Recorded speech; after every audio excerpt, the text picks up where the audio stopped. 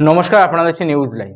Tab জালিয়াতির ঘটনায় গ্রেপ্তার এক অভিযুক্তের নাম শাহজুল আক্তার, বাড়ি ইসলামপুর থানার গাইশাল জাগিরবস্তি এলাকায়। অভিযুক্তকে ইসলামপুর থানার সাইবার ক্রাইম থানার পুলিশ গ্রেপ্তার করে 14 দিনের পুলিশ হেফাজতের আর্জি জানিয়ে ইসলামপুর মহকুমা আদালতে পাঠিয়েছে পুলিশ। গোটা ঘটনা তদন্ত শুরু করেছে পুলিশ।